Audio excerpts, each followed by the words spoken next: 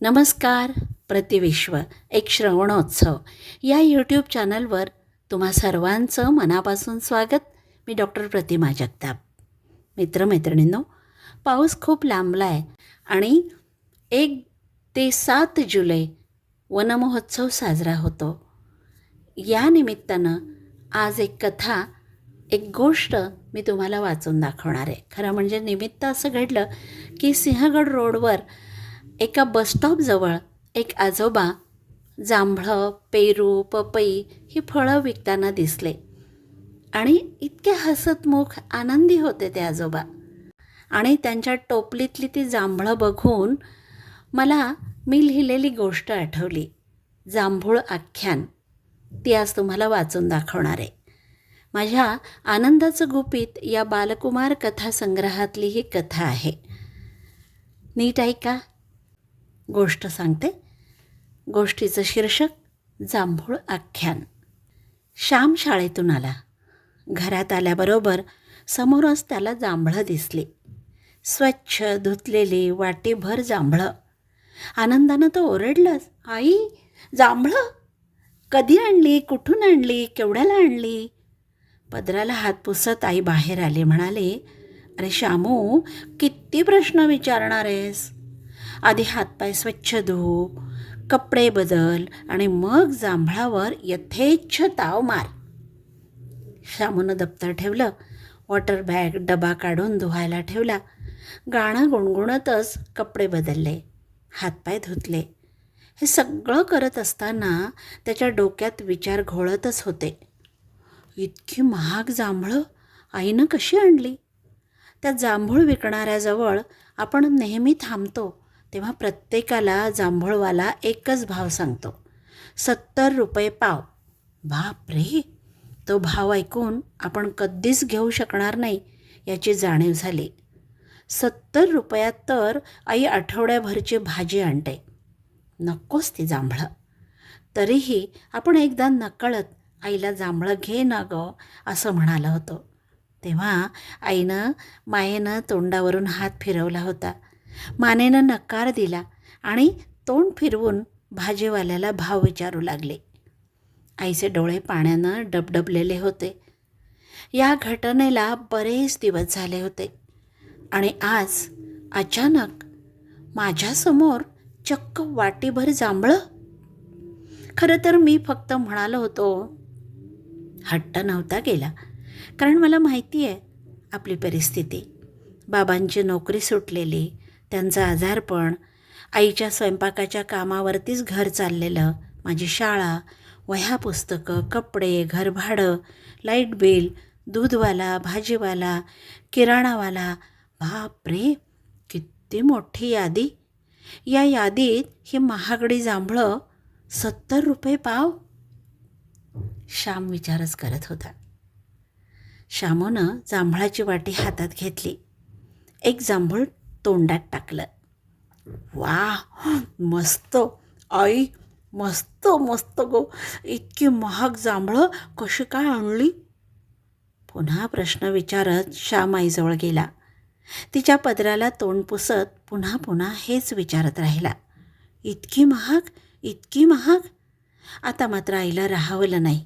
ते म्हणाले, श्यामू, ही महाग जांभळं परवडली, पण आमची मान शरमेनं खाली जाईल अशी गोष्ट आम्हाला खूप महागात पडेल. बेअब्रू परवडायची नाही बाबा. असं म्हणून श्यामूची आई हुंदके देऊन रडायलाच लागली. श्याम एकदम कावराबावरा झाला. त्याला कळेच ना आईला नेमकं काय म्हणायचं आहे. आई, तू काय बोलतेस? काहीच कळत नाही गं. नीट सांग ना, जांभळामुळं बेअब्रू कशी होईल? जांभळं खाऊन मी बिया दुसऱ्यांच्या अंगणात थोडीच टाकणार आहे. बिया हा शब्दसुद्धा उच्चारू नकोस. श्यामनं हातातली वाटी खाली ठेवली. आईला तो बिलगला. आईचे डोळे पुसू लागला. रडवेला होऊन म्हणाला, आई, आई, खरंच मला कळत नाही, तू का रडतेस गं? माझं काही चुकलं का? आई म्हणाली, चुकलं माझंच. फाजील अभिमान होता मला माझ्या मुलाचा. तो असं काही करेल असं वाटलंच नव्हतं. आई, आई प्लीज नीट सांग ना, माझं काही चुकलं असेल तर क्षमा मागतो. सॉरी, श्याम म्हणाला. आईनं डोळे पुसले, श्यामला दूर केलं. म्हणाली, बैस इथं, मला सगळं सगळं खरं सांग. अगं मी खरंच बोलतो, तुझ्याशी कधी खोटं बोलतो का? तू विचार तरी, काय विचारायचं आहे तुला? श्याम म्हणाला. श्यामची आई सांगू लागली, काल विद्याताईंकडे स्वयंपाकाला गेले होते. त्या म्हणाल्या, कांताबाई, तुमचा श्याम जांभूळवाल्याकडं उभा राहतो, लोकांनी खाल्लेली उष्टी जांभळं गोळा करतो आणि पिशवीत भरून घेऊन जातो. अहो, काल मी जांभळं घेतली तेव्हा जांभूळवाल्यानं मला सांगितलं. मला फार वाईट वाटलं हो. ही वाटेभर जांभळं घेऊन जा तुम्ही, द्या त्याला आणि सांगा अशी फेकलेली उष्टी जांभळं घेऊ नयेत. श्यामच्या आईला हे सगळं सांगताना रडू आवरत नव्हतं. पदराला डोळे पुसत तिनं श्यामला दरडावून पुन्हा विचारलं, श्याम, श्याम का असं वागलास? पगार झाल्यावर मी तुला देणारच होते जांभळं. आणि काय रे, तुझ्याबरोबर तो तुझा मित्रही होता म्हणे. तुम्ही दोघं बॉम्ब बॉम्ब असं काहीतरी म्हणत होतात, असंही त्या जांभळवाल्यानं सांगितलं म्हणे. श्याम, मित्राच्या नादानं वाईट मार्गाला जायचं नाही असं शिकवलंय ना रे मी तुला. विसरलास तू सगळं? अरे, तुझी हुशारी, तुझे मार्क्स, सगळं सगळं धुळीला मिळवलं रे तू. जांभळाच्या मोहापायी चांगुलपणा विसरलास, आईचे कष्ट विसरलास. श्यामचे खांदे धरून त्याला गदगदा हलवत श्यामची आई जोरात रडायलाच लागली. श्यामने आईचे पाय धरले. म्हणाला, आई, आई, तू आधी शांत हो, मी सगळं सगळं सांगतो. फक्त तू माझ्यावर विश्वास ठेव. आई, मला जांभळं आवडतात हे कबूल आहे गं. आपल्याला ती विकत घेणं परवडणार नाही हेही कबूल. पण म्हणून मी उष्टी जांभळं खाईन का? अगं, आम्ही सगळे मित्र मिळून वेगवेगळ्या फळांच्या बिया गोळा करतोय. ज्याला जे फळ आवडतं त्याच्या बिया त्यानं गोळा करायच्या. मातीच्या गोळ्यामध्ये त्या बिया भरायच्या. या गोळ्यांना आम्ही गमतीनं बॉम्ब म्हणतो. बॉम्बने शत्रूचा नाश करतात ना, तर आपला शत्रू प्रदूषण. हे बॉम्ब पावसाळ्याआधी ठिकठिकाणी टाकायचं. पाऊस पडला की बिया रुजतील, त्याची उंच उंच झाडे होतील, पर्यावरणाचं रक्षण करतील. असे खूप बॉम्ब तयार केलेत आम्ही आई. आषाढवारीत आम्ही ते बॉम्ब वारकऱ्यांना देणार, जणू काही विठ्ठलाच्या प्रसादाचा लाडूच. वारकरी दिंडीबरोबर जिथं जिथं जातील तिथं तिथं हे लाडू टाकतील. आणि मग रस्त्याच्या कडेला, मोकळ्या मैदानावर, डोंगरदऱ्यांमध्ये झाडंच झाडं उगवतील. आई, आपल्या घराच्या मागे मोकळ्या जागेत मी जांभळाच्या बिया लावल्यात.